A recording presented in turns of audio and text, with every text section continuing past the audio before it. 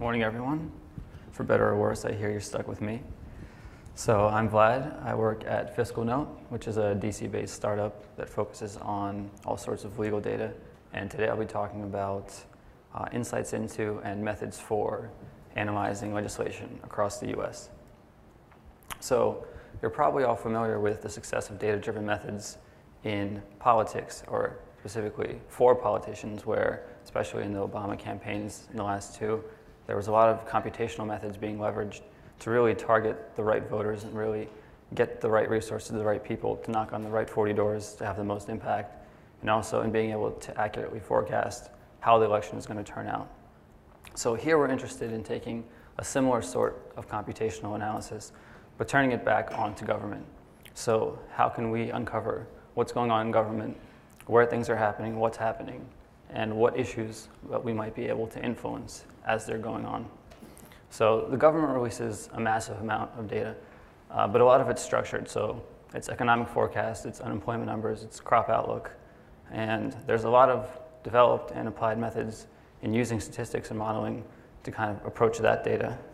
But most of that, the statistics, is driven by the policy, the legislation, the regulations, in general, the legislative climate that made the employment possible, or the taxes. So how can we get at that unstructured data, what's going on in the legislation and the regulations, and use the same type of computational approaches to try to understand that? So the goal is to really gain insight into what's going on in the government by leveraging all of this unstructured data and making it useful, making it such that we can provide actionable insights, both to organizations and to the public. So there's a couple different levels of legal data. First, there's legislation, which we'll be focusing on here. And then that leads to development of regulations, and then eventually, if legislation passes, they become statutes, and then eventually, if there's any sort of problems, there's case law. But here we'll just focus on the first part. So a couple motivating examples. So a state has a lot, trillions of dollars, in fact, across the US, depending on taxing and spending. So a lot of the states have been starting to introduce marketplace fairness acts, which would tax online spending, so internet sales, which would mean that there's either billions of dollars more of revenue for the state or less revenue for the company. So every company that operates in more than one state has to keep track of these things and know where to focus their resources. Similarly, on an individual level, most states have been starting to introduce minimum wage laws, but only 13 so far has actually raised the wages. So as an individual, you might have decisions based on what state climates are looking like, where you should work, and in general, we can try to answer questions like, why do some states have a much better environment for being able to raise wages, whereas others, that language is. So the point I'm trying to drive is that legislation is very important for all sorts of decision making, but it's very hard to get at what's going on inside of it. Most of the analysis happening now is very qualitative, and it's not just manual effort that could be crowdsourced. It's policy expert, domain expert driven manual effort, which is very time intensive and human capital intensive. So the question for us is, how can we assist that effort computationally? How can we provide tools, insight, do some of the heavy lifting in order for people to do what people do best, which is provide their own insight on top of what we have. So the way we'll go about it is gathering as much data as we can, which we'll talk about first, and then applying a suite of NLP tools and machine learning to try to gain insight into what's going on and to how to make decisions based on that. So first, let's take a look at the actual data. So there's one federal government. Don't let that fool you. It produces a ton of data, and it's very important. Even though there's not much going on now, anything that does go on is still hugely important and impactful for everyone. Then there's 50 state governments plus DC. There's around 3,000 county governments and almost 19.5 municipal governments, all of them producing legislation, all of them impacting both people and organizations. So going down to the numbers, the first thing, so this is a graph of legislation introduced over the last 5 years in all of the states across the US. So the first thing you probably notice is that legislators have a pretty nice healthy summer vacation. From July to January, there's not much going on. And you'll also notice that it's very cyclical in nature, even so that every odd year, there's more legislation being introduced than even years because some legislators only meet every other year. So on a busy day, there's between 10 to 20,000, or on a week, sorry, there's between 10 and 20,000 pieces of legislation being introduced, which all needs to be analyzed. So drilling down even further on a month-by-month basis, we can see that from the up to 140,000 bills introduced each year, most come from January to March. So that means all of the human effort really has to be centralized in those 3 months to try to understand what's important, what's not, where are things going. So going down on the state level, probably not surprisingly, we can see the distribution of where most legislation is introduced. We have New York leading the way. And then some states that probably make sense, like Texas, Illinois, and then some probably you wouldn't have thought of, like Tennessee, possibly New Jersey because of its size, that also introduce a lot of legislation that are very regulation heavy, and people and corporations and organizations have to be wary of what's going on there. And what kind of data is this? This isn't nice, big, user-generated, machine-readable data. It's noisy, hard to get, why is this still on a floppy disk kind of data. So there's a lot of effort, even though there's only 1 or 2 slides here, that goes on for us in trying to aggregate it, normalize it, check it, and make sure it's clean enough and usable enough that we can actually build any sort of analysis on top of it or present it to anyone. So there's a couple problems even when we do have access to the data. First of all, it's quite stale. So we're depending on the states to publish what's important, what's going on. And if they don't publish it quite frequently, we have to go about it in other ways, trying to get their audio feed, trying to do some audio recognition on it, trying to get it through other sources. So staleness is a very important factor when you're dealing with day-by-day or minute-by-minute issues. A lot of it's incomplete if we're trying to assess lobbying efforts going on. A lot of that is dark, it's dark money, it's in back rooms, it's not registered lobbyists. So how do we account for that in our modeling effort to try to assess what impact that's going to have? And then some of it's just inaccurate, so we need to check it across different sources. So we have a whole infrastructure in place to aggregate this data continuously, check it, and flag it, and then send it off for QA if need be. But that's a very time and processing intensive process. On a good side, there's lots of open data initiatives that are starting to pop up that are publishing this data cleaner, more frequently, and are really helping the community and the public in getting this out there.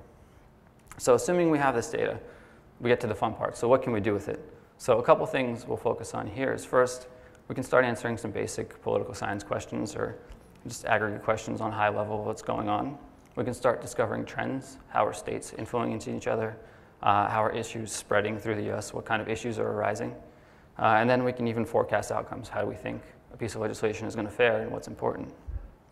So first, you might think that all the states provide nice categories of what the actual legislation is doing.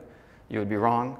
So what we have to do is normalize. We create our own taxonomy, and then we have a set of machine learning supervised, unsupervised clustering and classifiers that go through the data and try to put it all into one hierarchical taxonomy. And then we can label every category that we think is pertinent. And then once we do that on a high level, we can start asking, so what's going on? What are the broad issues that legislators across the US have been focusing on? So not surprisingly, labor and employment, legal affairs, which is all sorts of courts, legislation, then health, families and children, education, and taxes. That makes sense. We can just check that. And then we can compare it to, on an individual state basis, what a state's focusing on. Is there any interesting differences between, on an aggregate scale, in a specific state? So for instance, in Washington, we noticed transportation moved up to the 3rd spot. So that's a good starting point for some exploratory data analysis to say, well, what do they have in transportation initiatives that we should pay attention to? Or in New York, crime moved up to the 2nd spot, which probably makes sense. There's a lot of crime initiatives to lessen crime, and they've been quite successful. So this is a good jumping off point for someone with political science experience to go and say, let me dig deeper. So then that's an aggregate view of all the legislation, but how effective are the states at actually passing the legislation? So here we have a bar chart. On the x-axis, we have every state going from most successful on the right to least successful of how much of the legislation they've introduced actually gets enacted. So not surprisingly, US, actual Congress, is on the left side with around 2%. And then if we go over to the right side, we have Georgia, Arkansas, Louisiana, North Dakota, Texas. They're all passing a good part over 50% of their legislation, of all the legislation that they introduce. But then what if we ask, all right, that's all of it, but that's including a lot of resolutions, a lot of let's name this post office that, or commemorating this guy. So what if we just limit it to actual bills that are trying to accomplish something difficult? Well, then we see quite a different picture. We notice that a lot of states are padding their stats. So Georgia drops down quite significantly, so do Ohio and Texas, both on the right, from significantly accomplishing a lot of things to basically only having a few. And it creates an interesting jumping off point to understand what the legislative climate is in each state. So then, what if we want to track issues, discover what's arising in the states and how they're influencing each other? So here on the left side, we have a graph of the frequency of issues. So we try to cluster very granularly and identify certain issues that are spreading through the US. So this one is about fracking, and then each different color represents a state, and the x-axis is again the time. So this one's very clean. We see first New Jersey in 2011 introduces a lot of legislation about fracking, which is quite interesting because there's no fracking in New Jersey and there won't be for a long time. But they're trying to establish a certain precedent politically, and it seems to have had an impact because then in the next year we see Pennsylvania and Ohio both introducing a lot of legislation, a lot of activity around that, and then the next year it filters over to Illinois, and then next year we see a lot more activity going back to the east. We have New Hampshire, Maryland, Jersey. So this is a very nice example of how this issue is going through the legislatures. And it's not necessarily causal. It's not that one is influencing another. That's something of an open research problem for us to identify how we think influence is going on. But it's just an interesting trend that points in a good direction. So another one is same-sex marriage. So this one isn't as clean in terms of state by state, but in aggregate we see a lot more activity starting to go on as the years progress in a lot more states. And on a broad level we see the East Coast states leading the way, and then the Midwestern states starting to catch up in that respect. And this might look a little different from what you're used to because a lot of states didn't have legislative initiatives for same-sex marriage, but more public and ballot initiatives, and that's why you're not seeing what you might have expected here. So that's all about the actual bills, the legislation. But bills are created by people, and people have certain relationships, certain influences, certain beliefs. So to really get at why certain legislation is introduced and why it's effective or why it passes, we need to start thinking about what are the social relationships between these people, what do they care about? So in order to do that, we construct social graphs of legislators, of elected officials, then issues they care about, bills they introduce, certain external information such as lobbying efforts, any sort of organizational ratings of them, and other sources to try to construct a more complete picture of these individuals and get a graph based on what we think they're going to think about a certain issue or infer what they're going to vote on a certain bill. So then once we do that, we can start creating cool pictures like this one, which isn't quite as useful from an analysis standpoint, but it gets at a bit of the picture. So in the House of Representatives, without making any statements about partisanship on the right side, you see a lot more points isolated by themselves without as many connections to the others, and then a lot of internal connected points, so each one representing a legislator in the House of Representatives and their connections through issues to the other legislators. But then using this graph and doing some dimensionality reduction on one of the axes, perhaps we can verify something we've been hearing a lot about, which is that partisanship is on the rise. So we've heard that Congress is divided. So can we bear this out with the data? Well, it turns out if we collapse that graph on one dimension, just focusing on the left side of the screen for now, we have the House of Representatives. And each point represents a legislator, the blue ones, Democrats, the red ones, Republicans. And we can see that in the 111 Congress on top, the points are much closer together, with each black line indicating the mean ideological position of where we think those people are. And then as we progress down to the 113th Congress, we see those points spreading out quite significantly. We see the left shifting and the right shifting, and tails developing on either side. So the Senate picture presents much of the same view, with the ideological centers shifting and people spreading further apart. And that's just based on doing some dimensionality reduction on a social graph that we built, just off the data available to us. So then, lastly, can we try to actually forecast how we think a piece of legislation is going to fare? So it's not quite like you saw in School of Rock. There's a lot of steps involved. This is the flowchart from Virginia of how legislation actually becomes a law. But since we like approximating things, we'll just approximate it with this simpler chart. So first, the bill is introduced, then it's referred to committee. It might get out of the committee, it might be reported favorably or unfavorably, and then if it does, it might be picked up by the speaker and considered on the floor. And then if it is, it might get a vote and it might pass. And then if that happens, it'll go on to the second chamber. So we break this whole process down into 4 stages, 2 in each of the chambers. And the first one is, how likely is the bill to get out of the committee and actually get to a floor vote? And then the second is, if it gets to a floor vote, how likely is it actually to pass?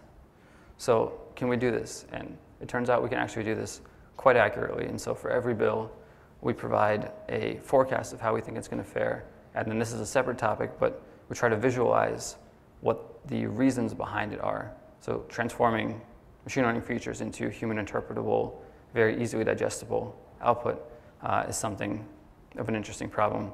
So we provide that, and then we try to provide how we think every legislator is going to vote on a certain issue. So how do we do this? So we take all of the data and all the analysis that I talked about previously, all the legislative information, the relationships, the external information, and then we try to put it together in a host of different models to try to predict at each stage on different issues how we think things are going to turn out. So the reason we have all these different models is because that behavior is quite different at different stages. So here we have just a small sample of the states with the percentage of passage on the left. And first we'll start with the red, which is how likely is the bill to get out of committee to a floor vote. And you see all of those are quite low, from 5 to 10% to about 40% at the highest. And then the blue is, assuming it did get out of committee and got a floor vote, how likely is it actually to pass? And that's much higher. So the main takeaway is that once things get to the floor, they're probably going to pass, most of the time over 50%. But the hard part, the bottleneck, is getting out of the committee. So that needs to be modeled very carefully. And so the distributions from some of our models are here. And you can see that they're quite different. Some of them have a long tail, depending on the stage they're in the state. Some of them are more uniform. A lot of things pass. Some are sort of in between. But there's a lot of nuances that go on, a lot of issues that have to be taken into account. And it's quite an interesting problem. So the main takeaways here are that legislative information, although it might not be the first thing to come to your mind, is actually quite crucial for decision making, both for people and for organizations. And it's hard to get. It's very noisy, it's unstructured, it's not always very easily accessible, but once you have it, there's some really cool things you can do with data analysis and start answering some questions that might lead to really interesting research problems, which I've touched on here a bit, but I'd love to talk more about if anyone's interested. Thank you.